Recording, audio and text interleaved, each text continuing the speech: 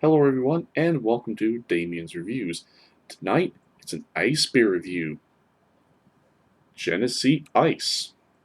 Alright, so Genesee Ice was introduced in 1993 by the Genesee Brewing Company.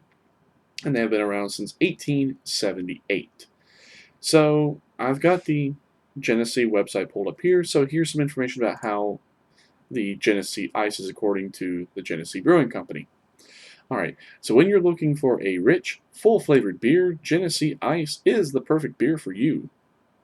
Okay, our brewmasters begin with only the purest natural ingredients, then ice crystals form in the beer during its aging process before it is filtered. Okay, for the rich flavor Genesee Ice is known for. Okay, so whenever they're aging it, then they drop the temperature to where the ice crystals form and they just either scoop them or filter them out. Okay, so that's pretty cool. It's 5.5% alcohol. And does this can say beer? Yes, it says beer. And I did the Bush Ice video not too long ago, and there was another piece of information I left out about ice beers and how they were accidentally invented in Germany during one of the Oktoberfest where they stored the beer just a little bit too cold and the ice crystals formed. They scooped them out. Those had a little bit of a different taste to it. Its formal name is called Eisenbach, and they were kind of sort of popular in Europe. They didn't really catch on here in America until 1993. First American produced ice beer was Ice House, and this one wasn't too far behind in the same year, 1993. So it's 174 calories. I would assume the ingredients are water, barley malt, some kind of corn adjunct, yeast, hops, maybe malt extract, hop extract, maybe the brewer's syrup. I have no idea. Let's go and crack this open. Ooh, it's pretty cool. The smoke shot out. All right, and as always, goes in the big mug for these tall boy cans.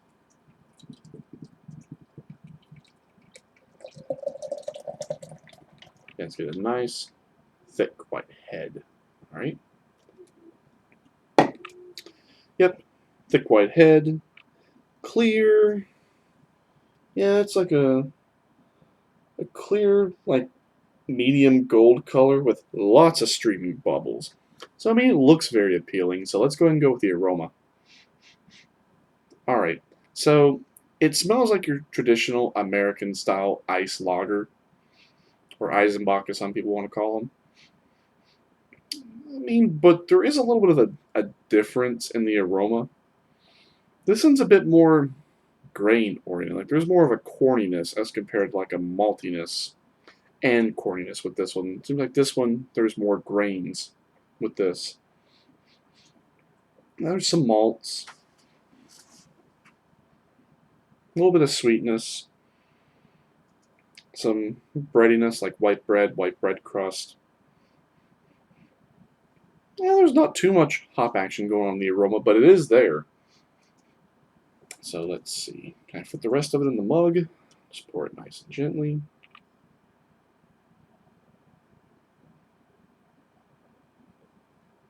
There we go. Alright, so yes, it's a very appealing looking beer. Smells like a traditional beer, just a little bit of a different aroma, but let's just go ahead and dive in. Cheers.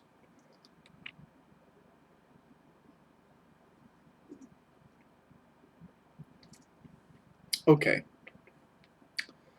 So, yeah, the taste definitely follows the aroma.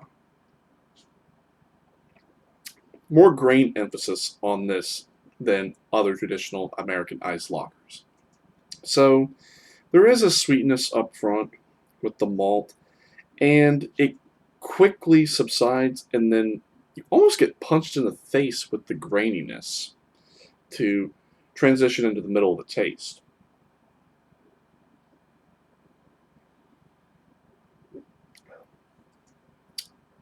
Then in the middle, you get a nice breadiness, white bread crust.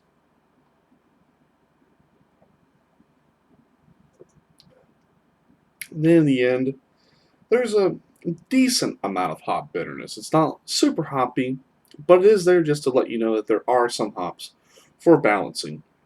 To finish all up, it does have a crispness. It does finish clean, and it has a refreshingness to it. A little bit of a snappy finish. It finishes very well.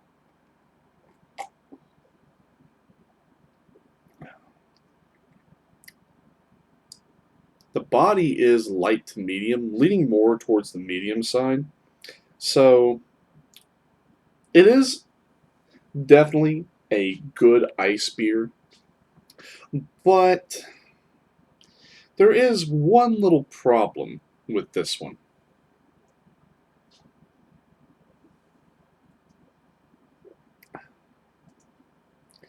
To me, it is a little off balance in terms of the malt to graininess. Like with your traditional American lagers, even though they come from German heritage, they're just called American adjunct lagers. So you try to find that ideal balance between the malt sweetness and the graininess to it. This one, there is way too much grain as compared to malt. And it gives it this little bit of a weird aftertaste. You really don't taste it until the sip goes down and it lingers on your tongue a little bit, then it kicks in. So that's my only complaint I really have about it. I mean, you can definitely tell it's well made, that it does have some quality to it, but that's just my only complaint. So, with all that being said, um, it's definitely not an A because of that. So, it's not poor, like I said, so it's not going to fit in the D range. So, we're looking in the B to C range. Um, I know the first can I had, I gave it like a 70 out of 100, a C minus, but maybe that could have just been a bad batch, or maybe it was just something with that can. I don't know. So this one is a little better. It's just that graininess to it that just kind of hits you in the face. It's so off balance. I mean, for what it is, it's still good for what it is. It's just that's my only real complaint. So I'm gonna give it an 82 out of 100. The lower end of good. It's not quite a B minus. It's not marginally good. It is good for what it is. It's just if it didn't have that off balance of graininess to it, it would definitely be like a 93 out of 100. But that really takes it out of the A range and drops into the low B range. So yeah, there's my review. And also another little side note: no alcohol. Sometimes with ice beers you can taste the alcohol that's in it. You can't really taste it with this one. Yep, it's not there at all. I mean, it is smooth as velvet whenever you drink it, minus that off balance of grains. So, yes, there's my review. Hope you all enjoyed it. And as always, stick around, there will be more. And you all have an excellent one, and cheers.